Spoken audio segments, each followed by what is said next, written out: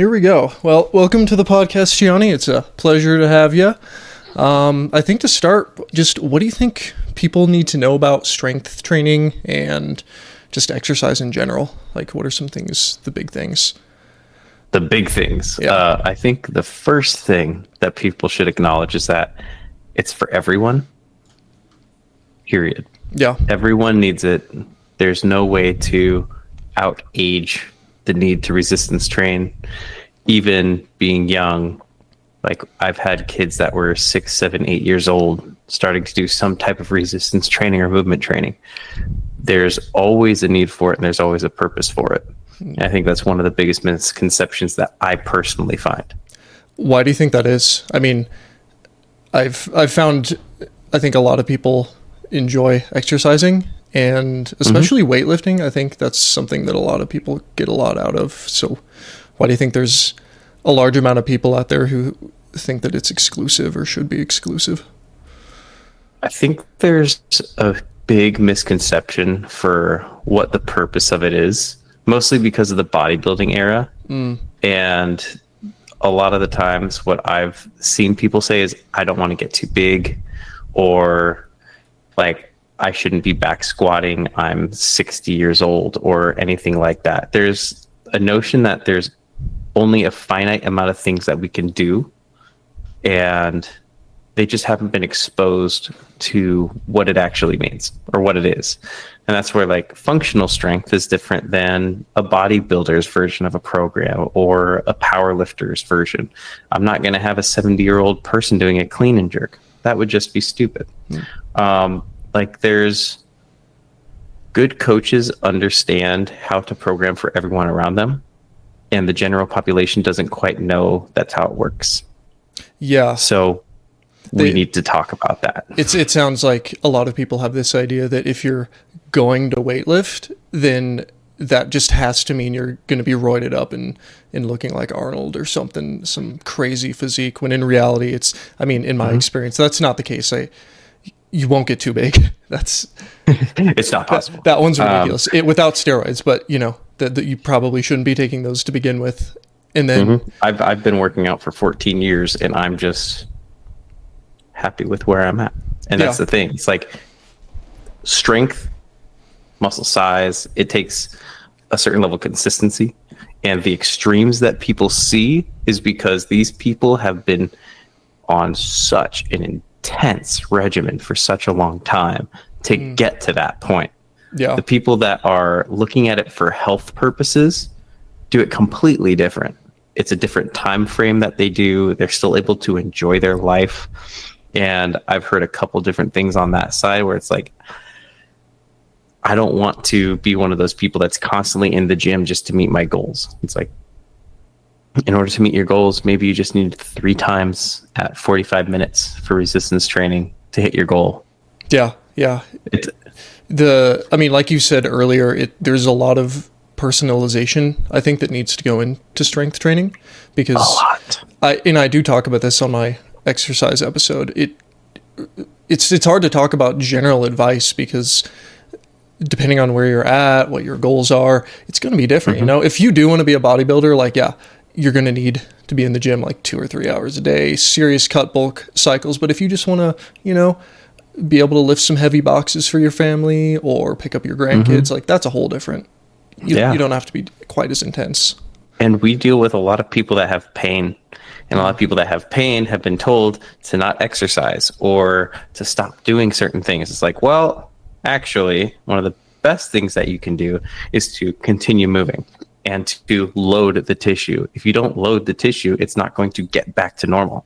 So you get people that have like 5, 10, 15-year-old chronic pain conditions musculoskeletally because they haven't reloaded the tissue how it's supposed to be loaded, and their body's compensated around it.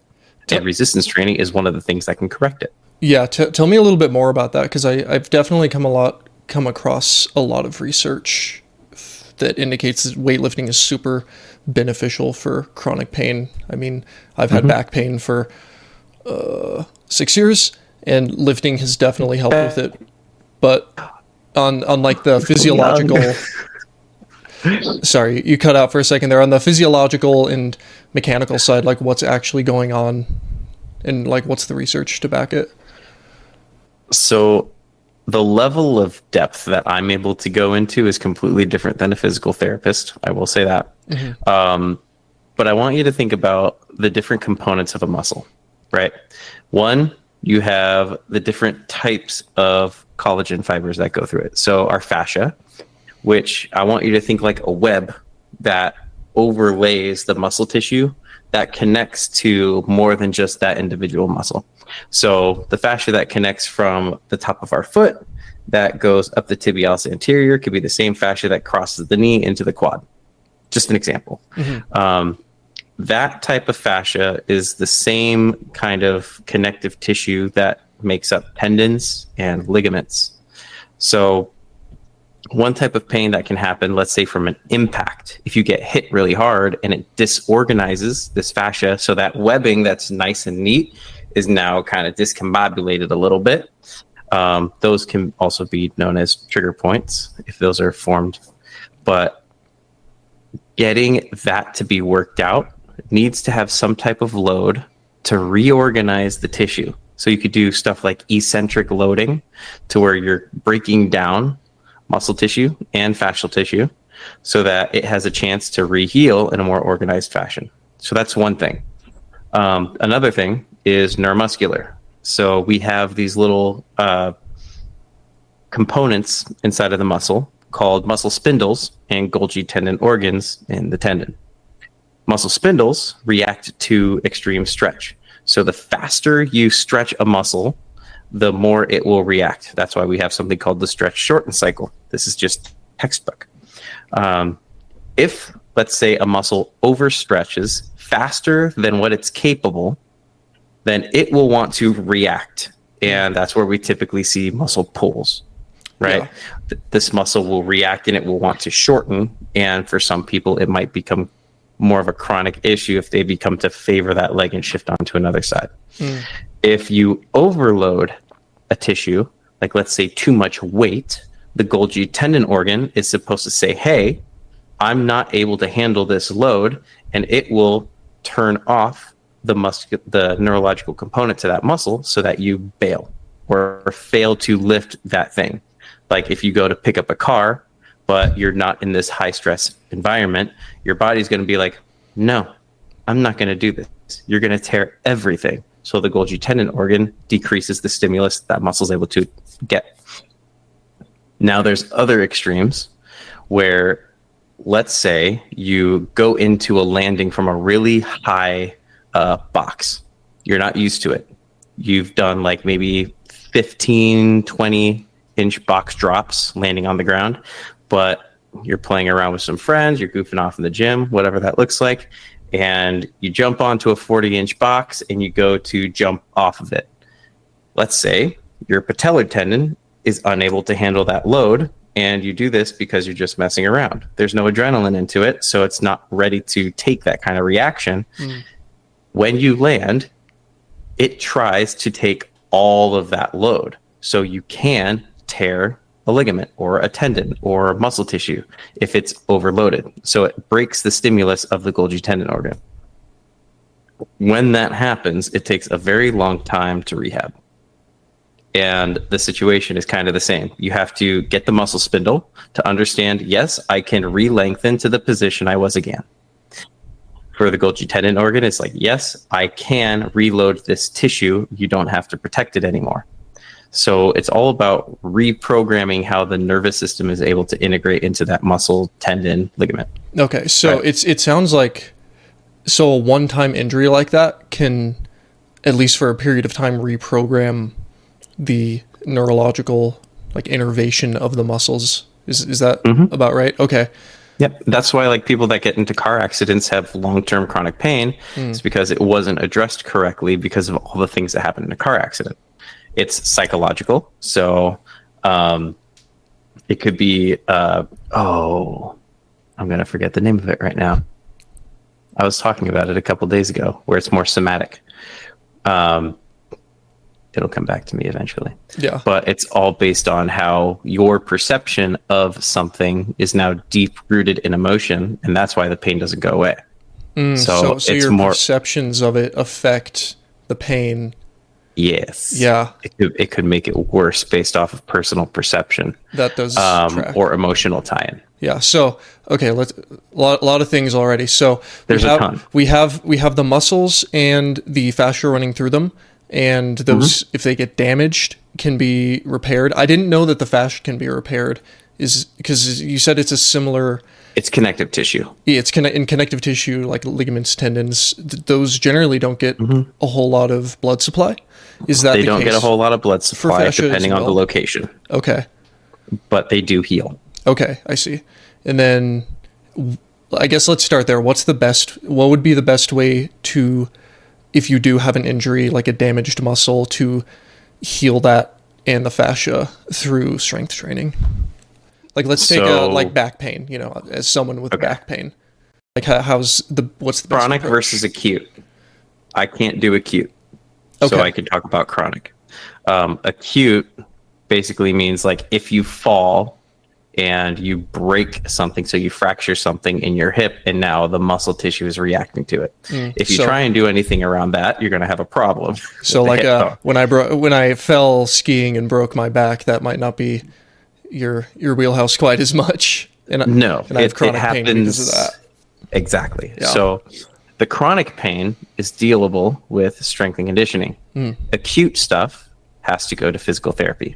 Okay. Physical therapy, surgery, whatever is required based on whatever happened for the injury. There's different grades of tears. So if a grade 1 tear is very minor and typically takes like 2 to 6 weeks to heal, depending on what muscle it is. Okay. A grade 2 tear is if the tissue has some separation, but it's not 100% torn apart. So let's say like the ACL, a grade 1 tear of the ACL is just a little bit of fraying. A grade 2 is almost completely torn, but it's still held together. A grade 3 is it is snapped. You are not repairing that unless you go in and get a new one attached. Yeah. Exactly. So grade 1 and grade 2 can typically heal itself as long as you take the right protocols based on the physical therapist. Okay. And a lot of it typically revolves around re-strengthening and stabilizing the muscles around that joint. Okay. Yeah, that tracks. How does that heal? Because this is something I've always kind of wondered. If you have a torn ACL and they put a new one in, how does strengthening the quads, the hamstrings, the calf muscles, how does strengthening those help? Or if you have lower back pain, strengthening the back muscles, or hip pain, strengthening the hip intrinsic, shoulder pain, strengthening the rotator cuffs. Like how does that actually work, I suppose?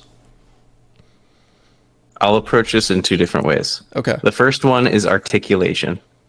So let's say you have chronic shoulder pain, right? And let me see if I could use my hands as a good demonstration for this. Okay. If this is your glenohumeral joint, right? And this is the humerus getting sucked up into that space. There's the labrum there. You have your rotator cuff, which are 4 muscles that attach to the humerus that allow free movement of that joint. Well, if we turn to the side, let's say this area is where your pec is, and this area is where your back is.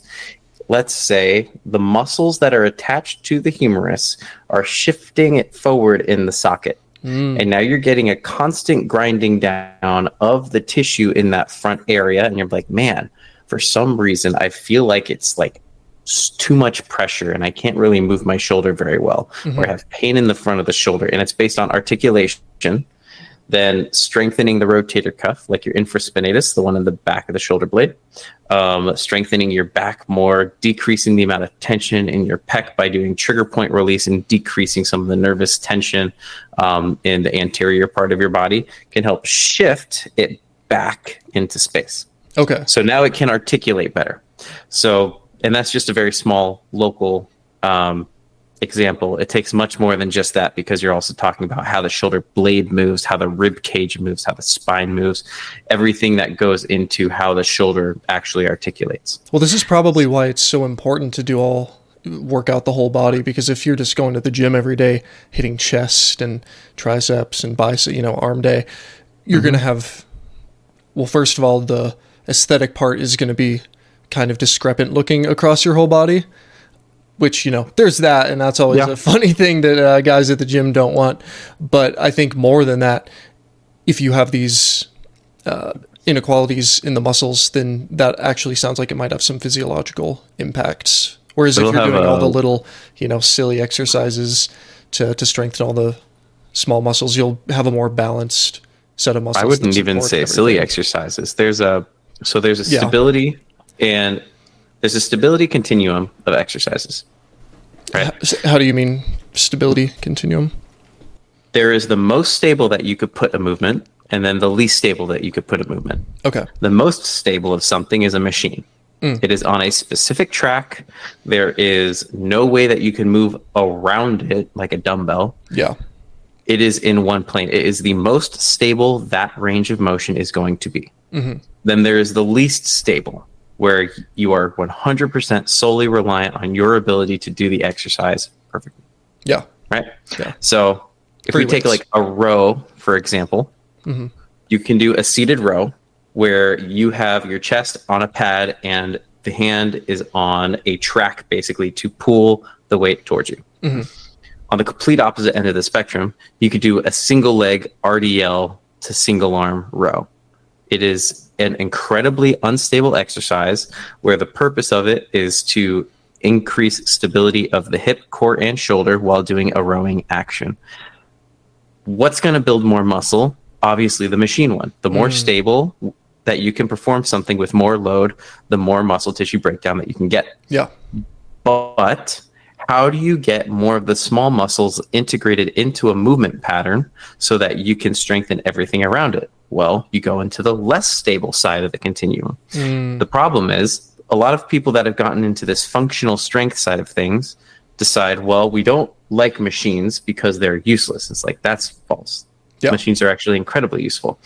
And they put everyone on the exact opposite end. They go into this remarkably unstable, standing on a Bosu ball, doing some type of back jump bull crap. Yeah. It's like, that's actually not doing anything for them either.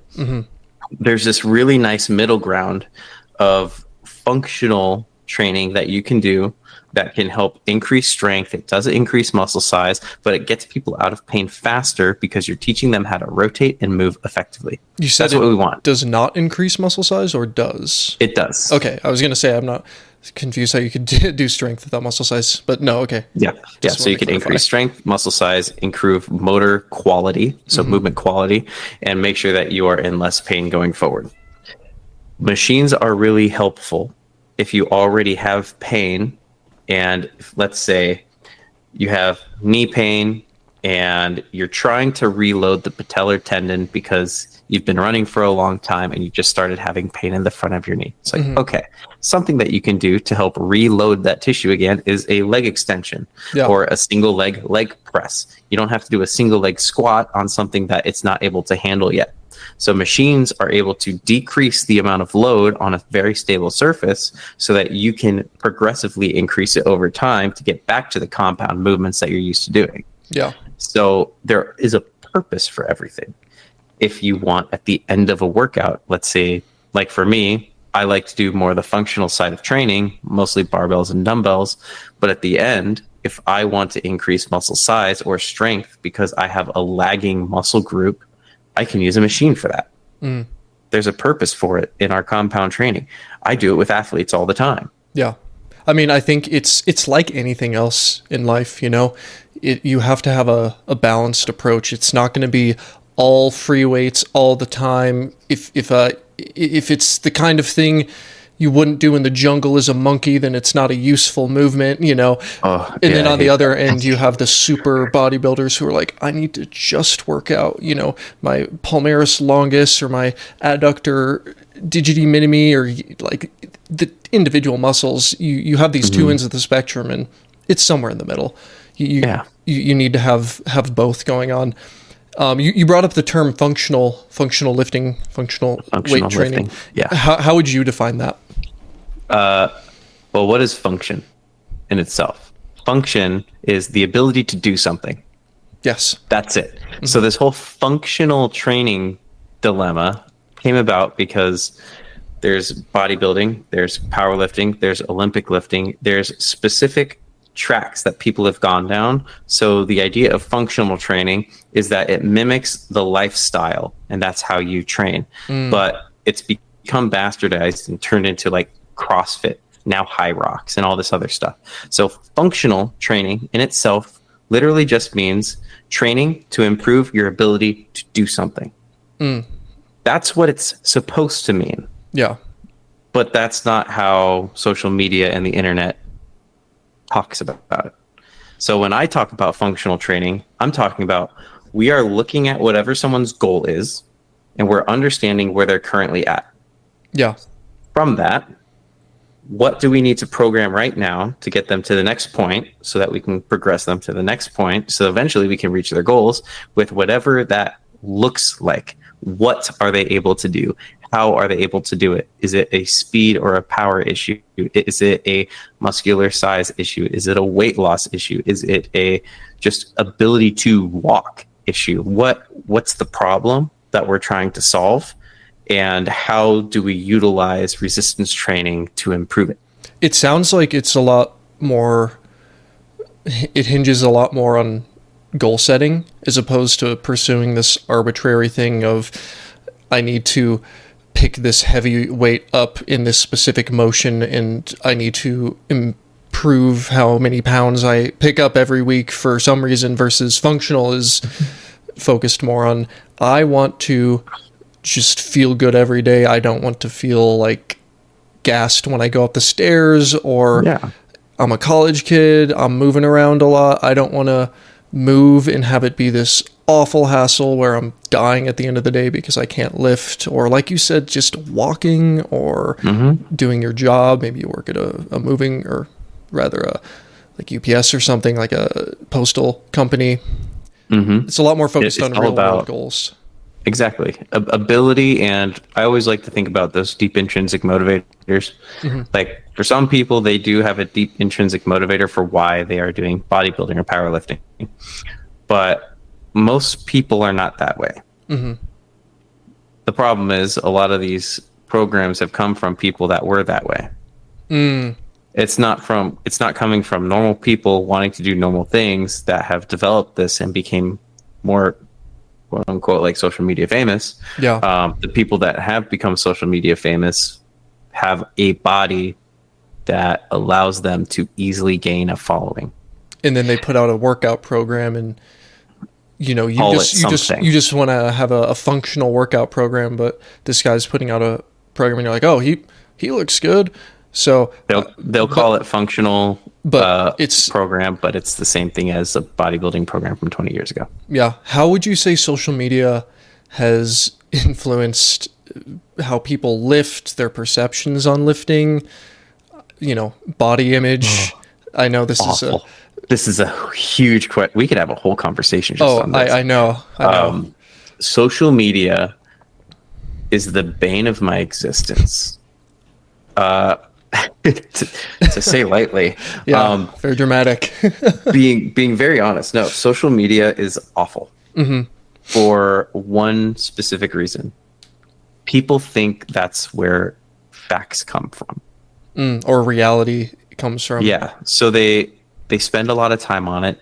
It sucks a lot of their like personal ability to do stuff outside of it, which is kind of scary. But then people believe that the stuff that they see on it are factual. When you don't have to have a degree to talk about fitness on social media. You don't have to have any kind of a following or any kind of a know-how. Even you don't need a certification to talk about nutrition on social media. You could be lying about everything or believing everything you're saying, but it not being true, and gain a massive following. And that's what we see a lot of these. There's a lot of very famous social media quote unquote nutritionists or quote unquote longevity specialists that are trying to sell their Kool-Aid because they had this concept idea that they personally firmly believed in, but is not rooted in science at all.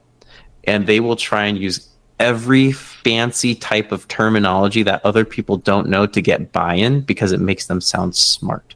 They use word salad to sound intelligent. They have presumably a very good physique, which that's another thing about social media that I think it's being talked about more in some circles, which is good, but you need to understand that when you go on Instagram and you follow these fitness influencers, there's probably like three things going on. Number one is they have top 1% genetics, and you may or may not have top 1% genetics. And if you don't, that's fine. You can be healthy. Number two, they are possibly on steroids. There's probably a lot of fake natties out there. So what they have probably isn't even achievable. And then what was the third one? I forget the third one, but those two are pretty good.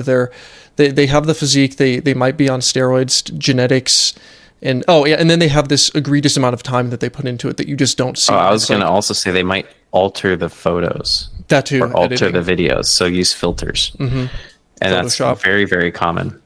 Very lighting, common. They had a pump. There's like a million and one things that go into these pictures on Instagram, and they probably don't even look like that on a day-to-day basis. No, they definitely don't. It's hilarious. Mm-hmm.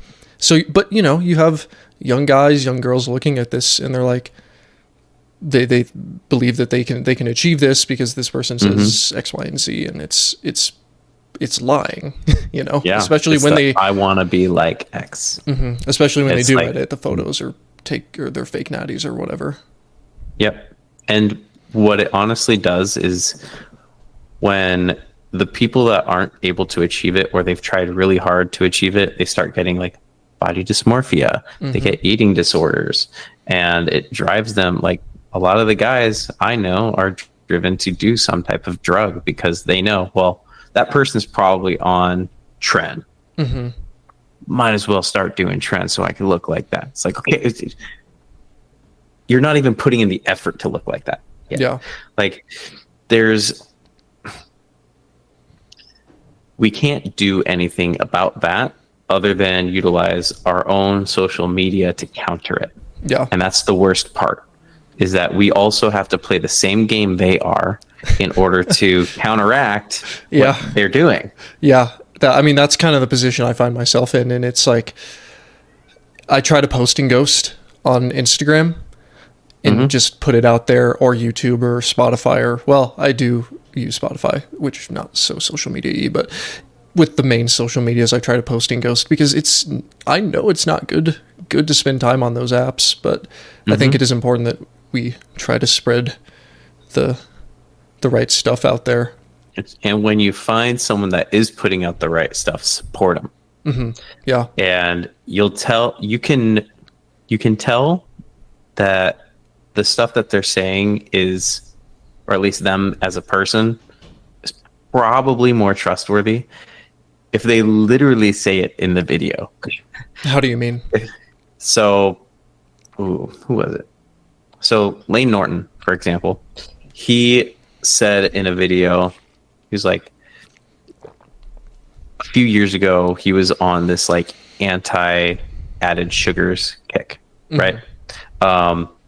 Well, I wouldn't say a kick. That was like one of the things that he always talked about. And recently he came out, he was like, listen, I look back at my stuff and I realized I was completely wrong.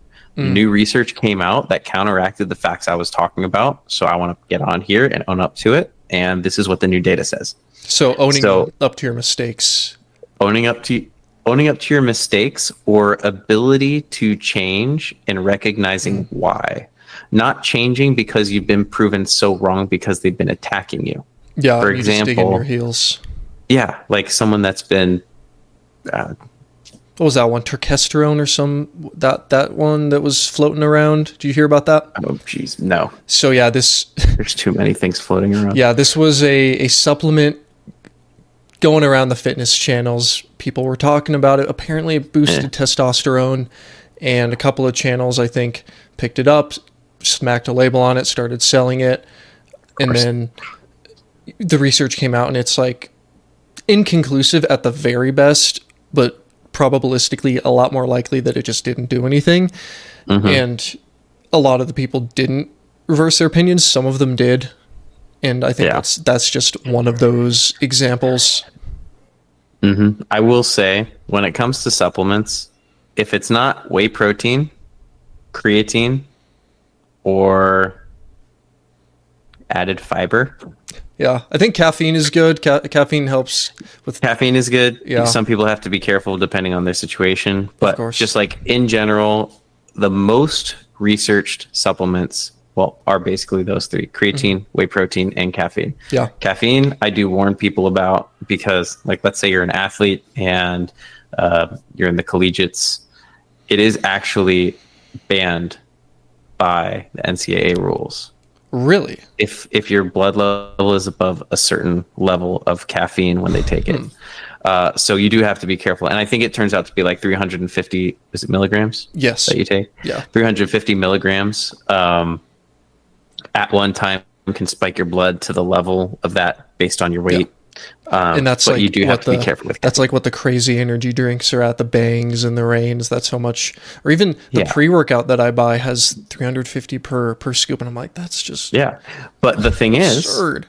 is, the levels that you actually have to intake of caffeine to get the dramatically improved focus that almost like not parallels Adderall, but makes it feel like you're on more of a quote unquote drug like effect is in that 350 to 400 milligram range. It's really high. And that's also really high. And that's also like the upper limit that's recommended by the FDA or whoever does that, which you know, you want to limit the caffeine use because heart problems and all the other stuff. So it and does the other get thing dicey is with you that. become dependent. It's another dependency that happens. So if you're used to taking, like, let's say drinking 3 cups of coffee, so like 210 to 240 milligrams of caffeine a day, your body's going to get used to it. And then you're going to have more just to get the same effect.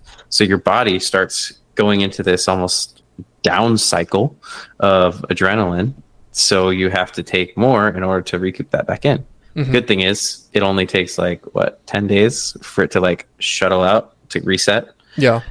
But like I have little caffeine tablets where it's like, if I need something, if I need a little boost, like I'll just take that and it'll give me that little added thing, but then I won't take it for a few days. See, that's some self-control that I definitely don't have. I wake up early for work. I wake up at like 5 a.m. So there's no way I'm doing shit that day if I wake up that early without some caffeine. But you know, there's the whole adenosine cleansing. So where if you wake up in the morning and push the caffeine intake out an hour, that's going to be good too. But yeah. So we have creatine, whey, possibly caffeine. But those are the most researched ones. If it's anything outside of that, then be wary of it. I think, have you come across examine.com? Like X-Amin? Or is it EXAMIN? I think it's it's spelled EX. It actually is spelled. Yeah. No, I haven't. It's a really good website. It is, you can look up any supplement, or I think it might even have drug studies on there, but I mainly use it for supplements. And you put it in. What is actually in there? It gives it like a rating, A, B, C, D, E, F, you know. Okay. And this is what I think a couple of my RD friends use to get the right fish oils. Yeah. And you just, you put the supplement in and it tells you if the supplement's worth it. Salt gives you the studies for it. I think there's some paid features, but you can get the gist of it for free, which I found to be really useful because I take a handful of supplements and I always cross-check them on there. So yeah. And then like one of the things that I always think about is not just like, is the supplement worth its salt, but a lot of supplements are made because people enjoy the feeling of it. So, for example, pre-workout, is citrulline malate needed? No, it maybe adds like 2% boost, maybe. Yeah, if that. There's a lot of stuff that are in these products where it's like, is it actually needed to give you the effect that you think it's going to, or does it just feel really good at the time. It's a feeling. It's a sensation that you get. Yeah. You feel like you're going to get a better workout using a pre-workout than going in without anything, because it gives you the jitters or like the itchy nose or whatever.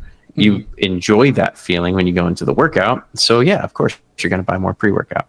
Yeah. And those people typically become the testers of all these different types of products because they like the sensation that it gives them. Not that it actually works towards what their goal is, but it gives them that little bit of a mental boost to get there so they could do the workout. Yeah. It's almost like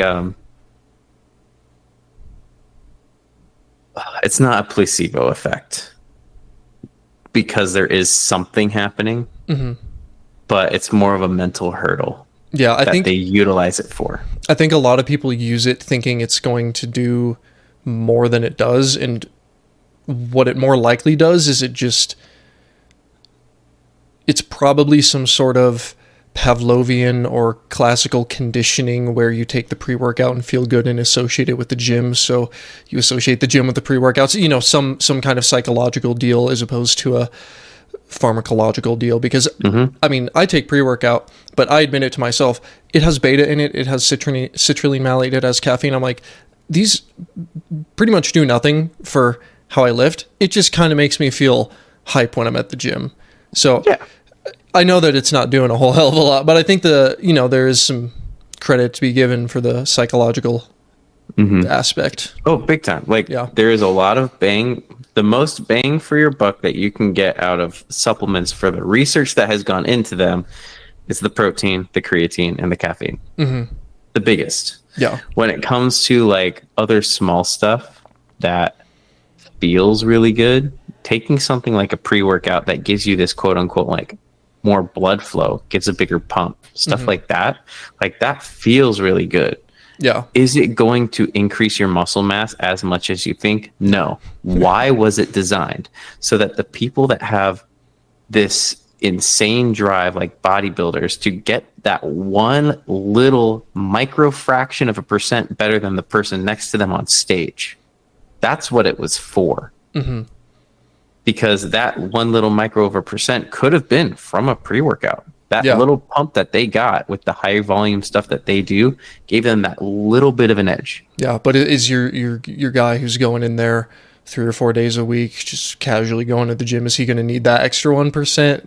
No. It's like buying super expensive running shoes so you can run a 5K a couple times a year. It's not really useful. Exactly. Yeah. So you have Ehlers-Danlos, EDS type 3. Yes. Tell me a little bit about that, how it's impacted your training, and what advice you would give to other people out there with it.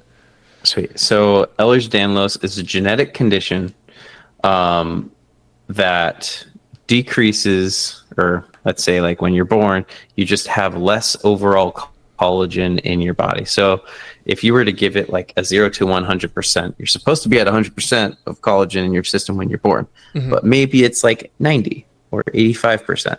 That's essentially what happens with Ehlers-Danlos. You didn't have all of the collagen formation you're supposed to. So it can present itself in a lot of different ways. So I have Ehlers-Danlos type 3, which is a hypermobility disorder. So like I can take my joints and separate them out. So I don't know if you can see it. So I can separate all of my joints like that. My shoulder subluxes and dislocates all the time. When it got really bad, I was going through a stint where I was really busy, not working out as much. And every now and then, because one of the best ways to retain your strength, if you don't have time, is like once or twice a week, do a heavier load. So like, cool. I was doing some overhead work, went to press overhead, felt like a little cramp in the neck. I'm like, okay, it's fine. Went home, whatever. The next morning, I wasn't able to lift my head. So I had 2 herniations in my neck. And I went to a chiropractor to see if they could like help me figure it out. And she went to do an adjustment, and my head just kept kind of turning. Like there was no stop to how far my neck could rotate. And she was like, let me see something real quick. So she tested a couple things. I did a general hypermobility assessment. And she asked me how long I've been like this mobile for. And I was like, all my life. I used to be able to take my finger and fold it onto the back of my hand and take my leg and stick it behind my head. Easy.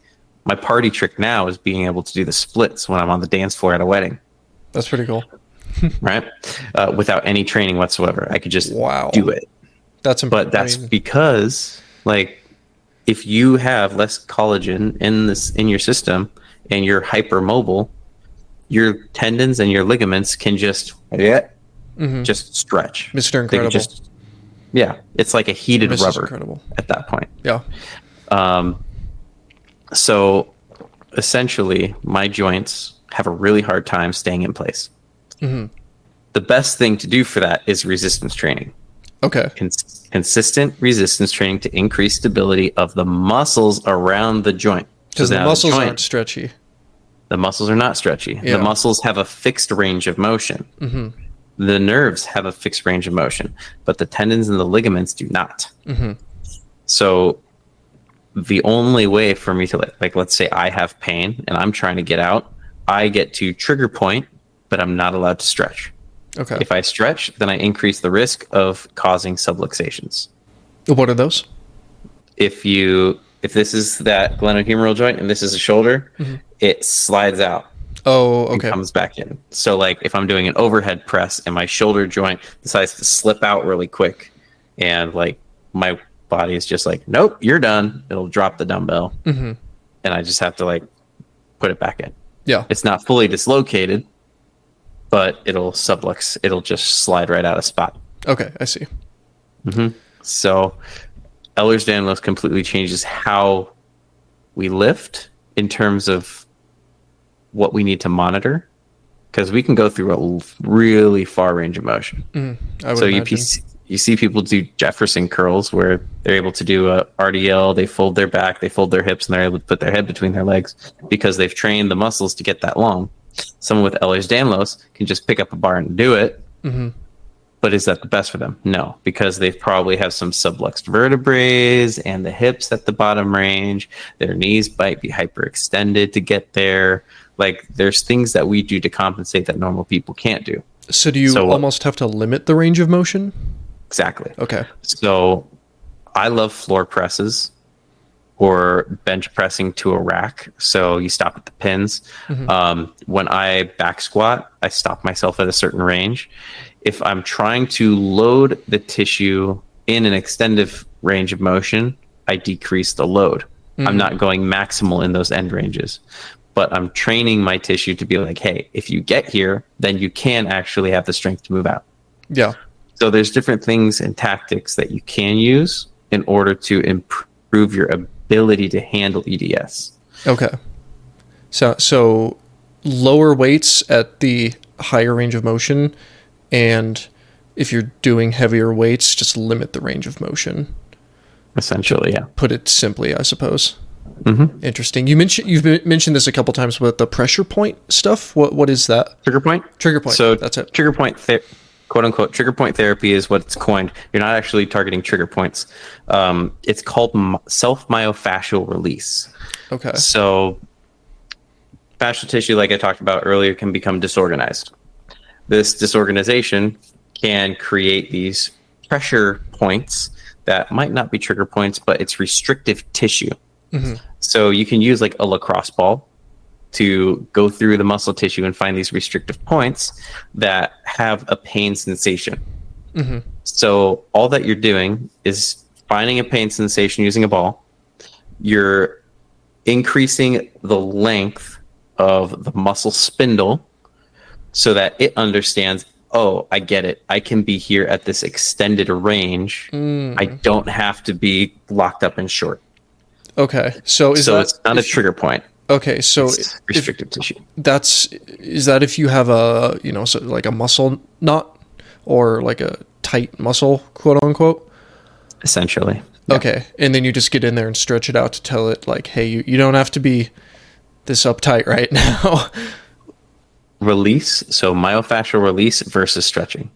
Okay. If you stretch, you're taking a muscle through a full range of motion by moving the articulation, right? Mm-hmm. So you're trying to take it through a full range of motion to stretch it. Mm-hmm.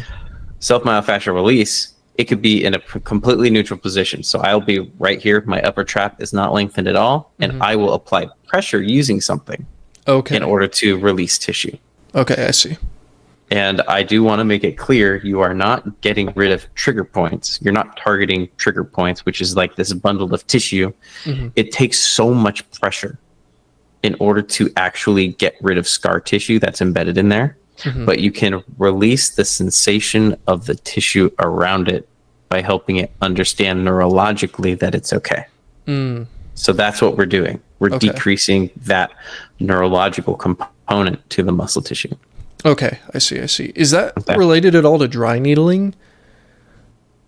Kind of. Okay.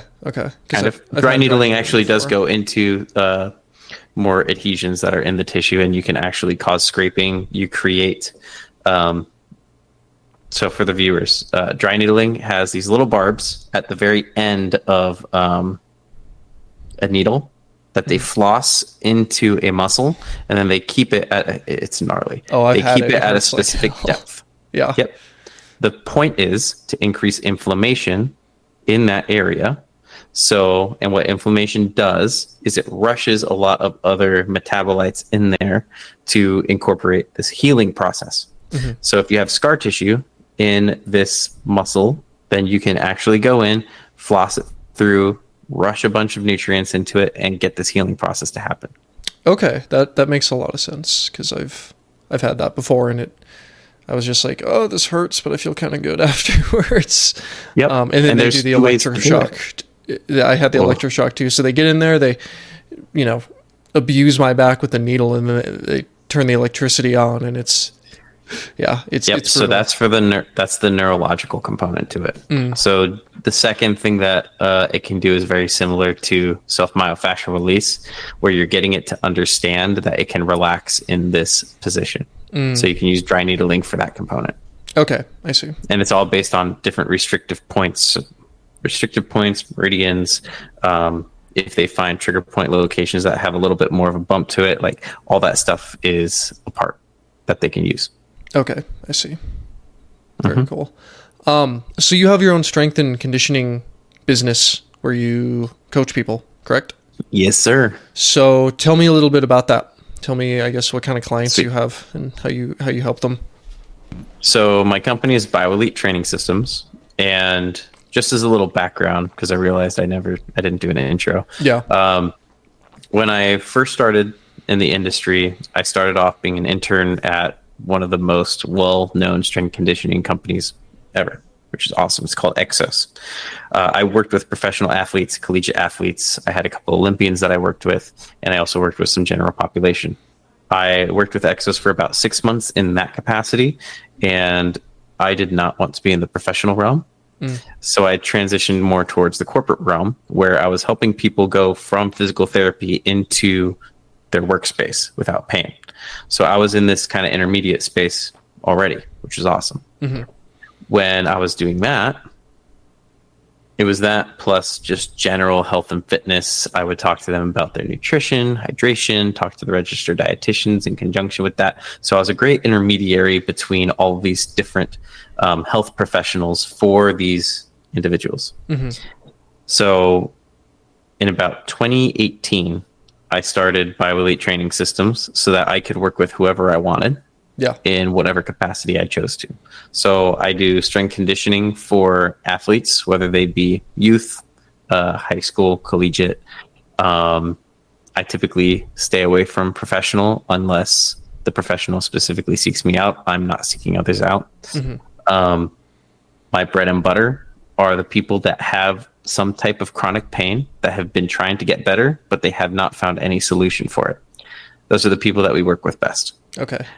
The concepts that we use and the systems that I created and developed across the past, 7 years, 8 years. It's too long. The past 7 years have helped me be able to teach other coaches to do the same work that I do. And I can develop any type of program for any type of client. Okay. So I don't restrict what we do. The only type of restriction that we get is the type of people that are sent to us. Yeah. What would you say the most common, client and most common problem you see is? I mean, you said chronic pain is kind of your bread and butter. Is there any specific kind of chronic pain, or is it just anywhere and everywhere? Low back. Yep. Low back. There are so many factors to lower back pain. There are so many things that can happen to the body that can cause lower back pain. That in general, it is one of the highest. It's one of the highest ranking. How do you say that? It's one of the highest ranking things that people have.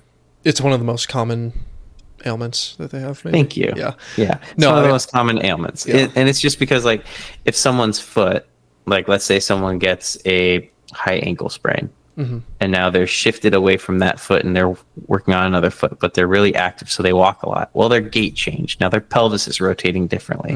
Their SI joint is rotating differently because of that. And what happens?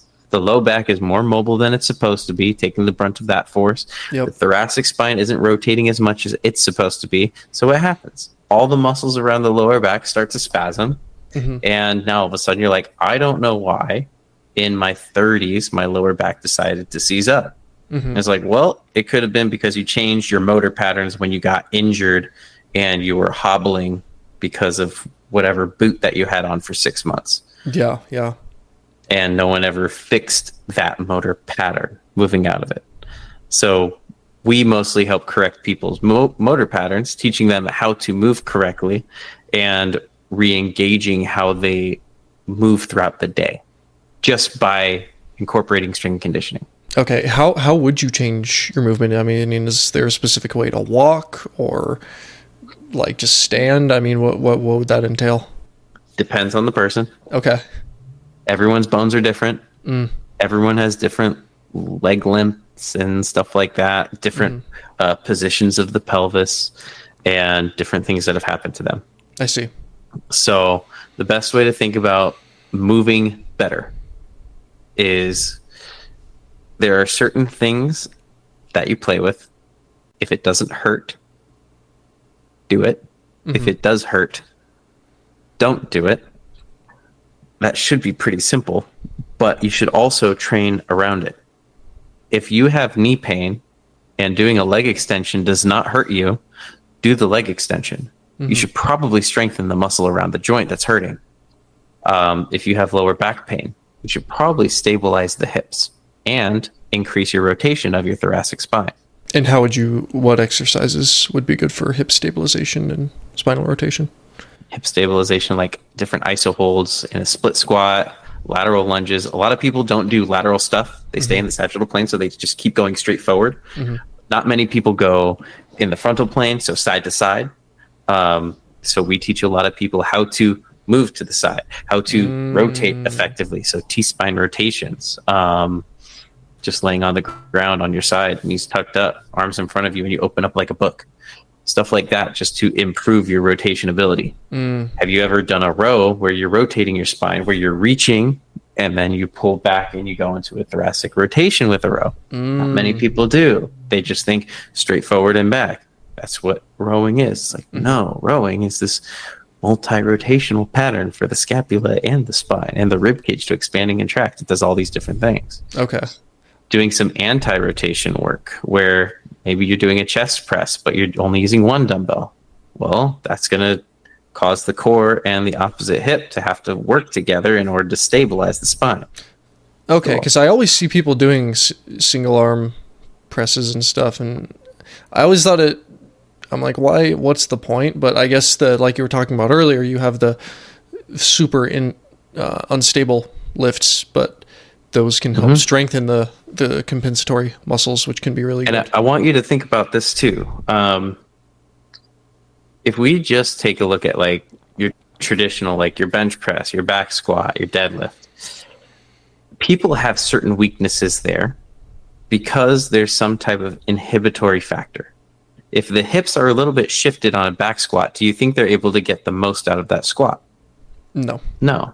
So you have to put them under some type of unstable position, unilateral position, in order to strengthen one leg at a time and correct the compensation around it. Now you get them back into their normal back squat. They're more stable unilaterally, so they're going to be even more stable bilaterally. You just increased their back squat because now you created a more stable foundation. If you take a bench press, for example, but they're not able to drive their legs into the ground in order to create stability in the spine because now the glutes are active, well, it's going to have a harder time keeping the core engaged as you press. The more stable the core and the rib cage are, so less movement, the easier it is for the chest to do the work it needs to. Mm-hmm. So you can use exercises like a hips off bench single arm chest press to engage the whole system, load it up for 5 reps, and now you're creating this incredibly intense movement at a load that is probably quote unquote mediocre to what you would normally do for a bilateral dumbbell chest press. But because you've increased your strength in the continuum of your shoulder, the core, and the hip all in one, now you're able to press better. Yeah. It takes a whole system. It's not just a muscle doing the press. It's a system. You have to, and that's where we talk about exactly. That's where we talk about fascial slings and stuff like that. Yeah. How do you increase the tensile ability for these complex patterns to work? Yeah. And that's where that comes into play. So for low back, it sounds like working on the lateral movements to help strengthen the hips, improve the twisting rotational movements. There's too many things. Yeah, I'm just trying to repeat what you said back. I guess these are, I assume you brought them up because they're important. And then I think for me, the way that I'm kind of synthesizing this right now is okay, I do these things. I do bench press, I do squat, I do rows. So I think for me, and probably a lot of people who have a pretty standard workout routine, putting exercises in there that you might not think to do that maybe increase the instability so that you have to work those compensatory muscles more, or doing something that works the hip intrinsics more than you're used to. I think that would be my kind of impression of maybe a way that people could implement some of these things a little bit more. And there's a way to do it and there's a way not to do it. Some people think that in order to make something less stable, they stand on a Bosu ball or they have to do something on the stability ball. It's no, have you ever just tried doing it with one arm? Or have you ever tried doing it with just one leg? Or in a B stance position where you're 80% on one side and 20% on the other. There's a lot of different ways to quote unquote create instability without completely letting go of stability. And typically all we need is to just reduce the stability of it just enough, and that's good enough. You don't need any more than that. Bulgarian split squats, I call them rear foot elevated split squats. It is technically a very unstable movement. You are on one leg, the other leg is behind you, you're shifted forward, and you're dropping down and coming back up. Pretty unstable. The only way to make that even more unstable is to just not have the back foot elevated. Just do a single leg squat. Like a pistol squat. Yeah. So it's there's ways to go about it where you don't have to make it extreme. Yeah. And if you want to make it more extreme than a pistol squat, then you're just showing off for Instagram. Yeah, no, pistol squats they're tough, man. During COVID, I didn't have access to a gym, so I just worked out at home, and that was one of the things I was proud of during that time. I learned how to pistol squat because you can squat a good amount of weight and still not be able to pistol squat. Yeah, and it's tough. There's so much with the hips and how they articulate and certain weaknesses and stuff like that.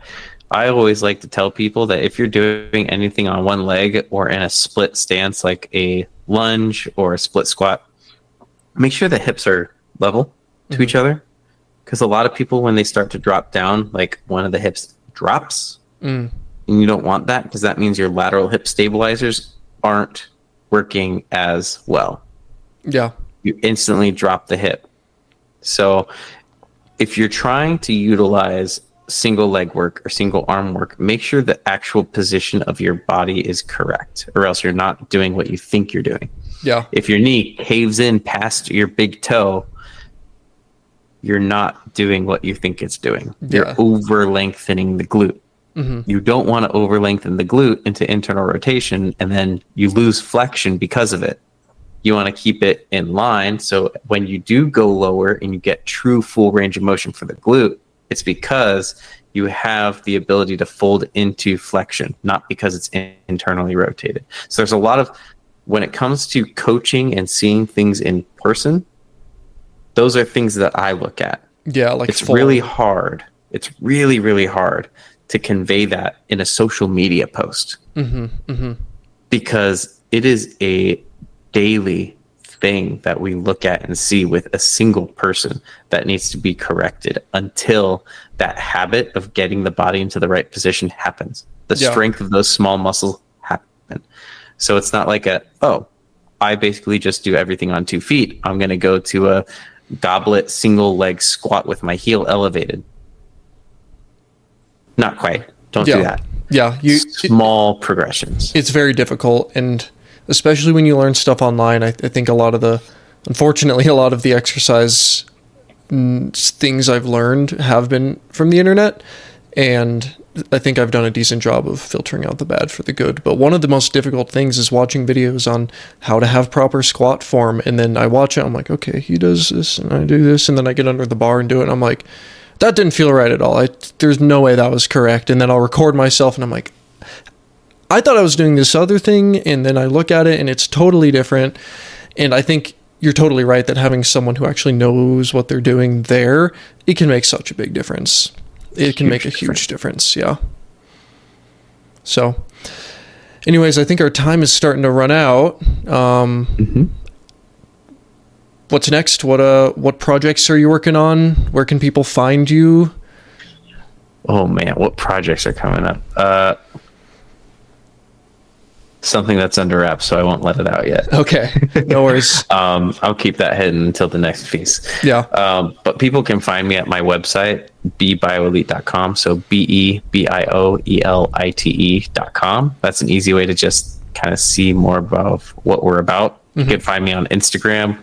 My name, Gianni, GIANNI _ Del Franco, DELFRANCO, or my business fitness page is BioElite _ fitness. So BIOELITE _ fitness. Easiest places. Perfect. Yeah. Any last thoughts? Anything you think people should hear? People should know? Don't trust everything on social media.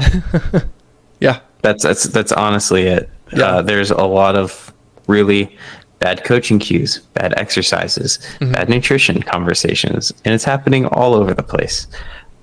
The only things that you can really trust is if you found someone that actively talks to the people and understands how to relate the science to the thing.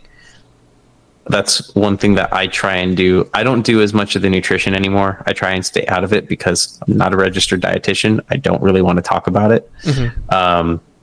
I like to talk about exercise. I like to talk about form and coaching cues. And if you're doing an exercise, how can you utilize a concept to get you into the right position? So if you find someone that's not in their lane, don't follow their stuff. If you find someone that's an actuary that decides to open this multi-million-dollar nutrition supplement and blood working company, don't listen to them because they don't know jack squat about any of the stuff that they're looking into. They just know how to crunch numbers and determine how long someone might live. Sell product. Sell product. That was very specific. Yes. But still. It's a common thing. You hear about all these, blood work companies. I feel like every other podcast I listen to is sponsored by some blood work company, and it's 100%. Who knows? But it was a pleasure talking with you, Gianni. I'm sure we'll talk again. There's a lot more that we're gonna have to unpack, I think, about exercise and everything else. Yeah, there's a lot more to unpack. Yeah, but it was a pleasure talking with you today. Yeah, hope you have a good one, man. My pleasure. Thanks for having me. Take care. Bye. Bye.